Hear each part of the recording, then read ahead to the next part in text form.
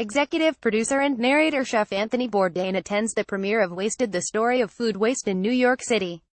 Brent and Clark envision a third of all the food produced each year for human consumption is never eaten. That adds up to about 1.3 billion tons of waste per year. That unappetizing fact is the inspiration for a new documentary, Wasted, the story of food waste, which was released on October 13th in theaters and on demand. In addition to stories from star chefs such as Dan Barber and Mario Batali, the documentary explores the problem of food waste in America, as well as worldwide policies and possible systemic solutions in U.S. schools and grocery stores. Here now's Jeremy Hobson talks with the film's host and renowned chef Anthony Bourdain. This interview has been edited for length and clarity. Interview highlights on getting involved with the documentary. I don't like the idea of being an advocate. I don't like to be certain of anything, or present myself as certain of anything, or adhering to any orthodox view on anything.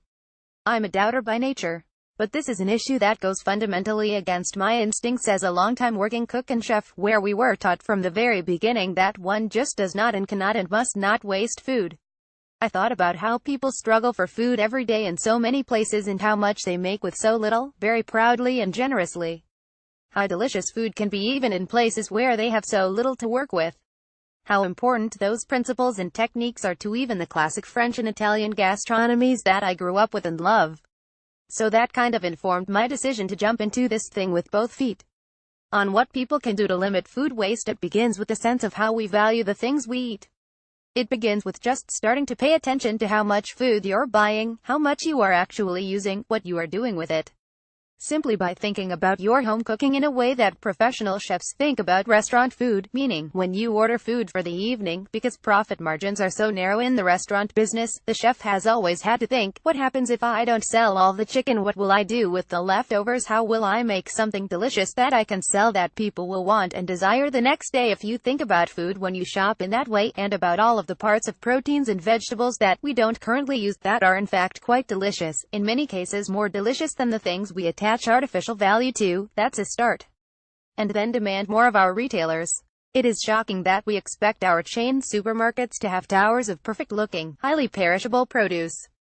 They put a lot of that produce on the shelf deliberately to look abundant, and for no other reason. They know that in order to maintain this appearance of endless abundance, they're gonna have to throw out a significant portion of it. We don't need that, we shouldn't want it, and we shouldn't tolerate it. On eating different parts of animals, foods that we never valued even 20 years ago are now the dishes of the moment. I remember when I started cooking in the early 70s, bluefin tuna would be sold for cat food. Octopus was a garbage fish, a trash fish. Beef cheeks, pork belly. These are hot menu items now. In many cases, in order to eat the food, the ingredients and the traditional dishes that the poor used to have to eat in this country, you have to go to a hipster restaurant in Brooklyn and pay $32 for a plate. So this is not that much of a stretch. It's really a matter of marketing and inspiring people, and in a lot of ways, it's up to chefs and food leaders to convince people with a beautiful and delicious argument that this is what food can be. On possible U.S. laws that regulate food waste in South Korea, you are taxed or penalized. They monitor how much usable waste you're generating from your home, and you get a bill at the end of the month if you're being particularly wasteful. Animal protein, particularly fish and beef, I don't think these are ever going to get less expensive or more plentiful. So, it is inevitable, if we don't get our act together, that sooner or later, in the face of dwindling resources and supplies, that there will be some sort of regulation. And that's something that Americans fundamentally hate, understandably. Hopefully we'll never reach that point. The way forward is to eat better, more delicious food, to enjoy cooking and eating it more, not chaw away mindlessly at this seemingly endless supply of flavorless abundance. On the value of kids understanding where food comes from, I have noticed in my travels, I think anyone who works in a farming community, anyone who lives close to or is involved in the production of food, whether they're fishing, farming, raising beef, whatever, they're less likely to waste, because they've seen it up close, how much work goes into it, what's involved.